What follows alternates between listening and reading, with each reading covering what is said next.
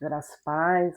Continuando aqui, nós vamos falar agora dos capítulos 3 e 4, onde a gente vai ver a queda e as suas consequências.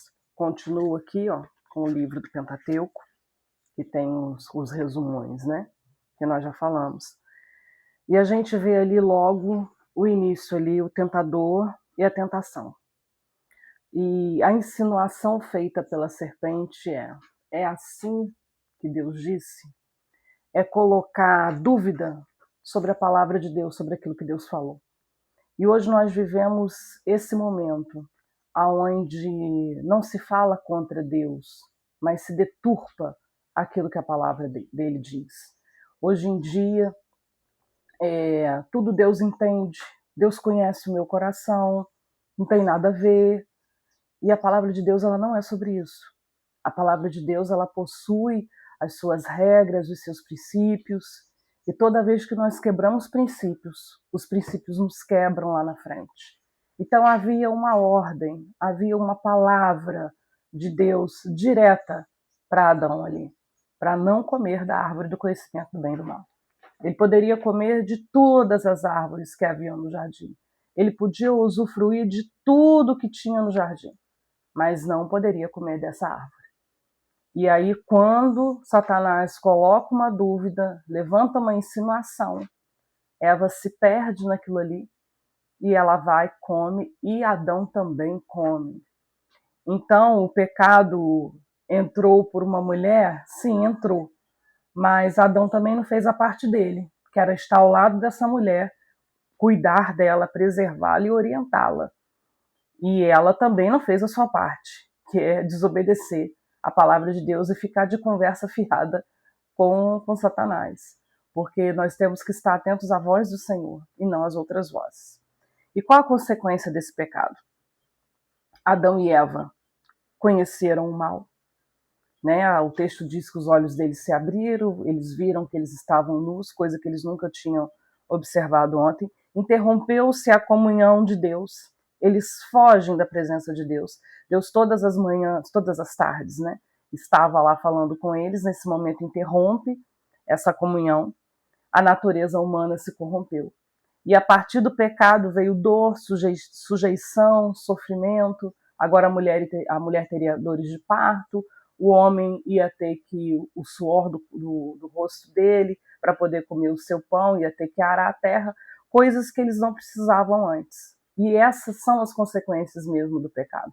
O pecado traz dor, traz sujeição, traz sofrimento.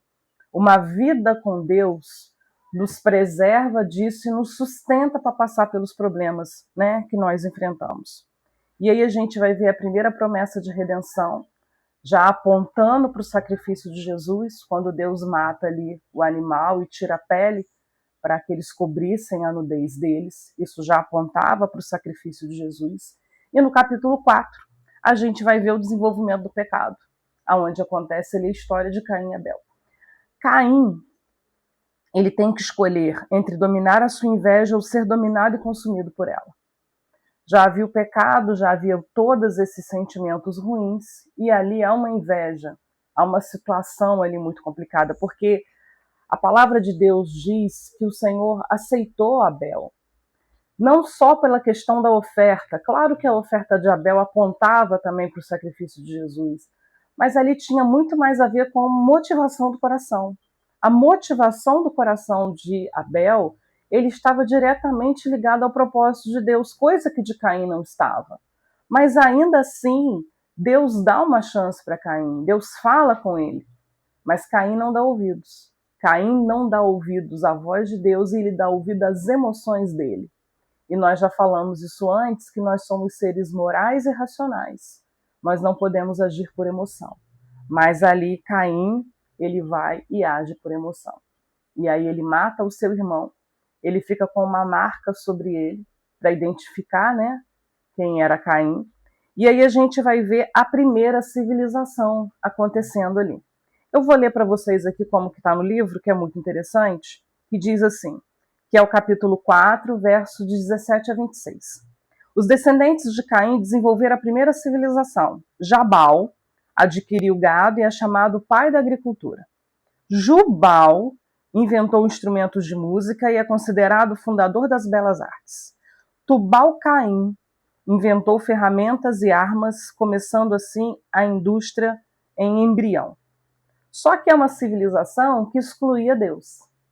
E aí a gente vai ver também Lameque, tudo descendente de Caim. Foi o primeiro polígamo, manchando a instituição divina do casamento, porque é uma instituição que foi feita no Éden. E aí Lameque começa com a poligamia.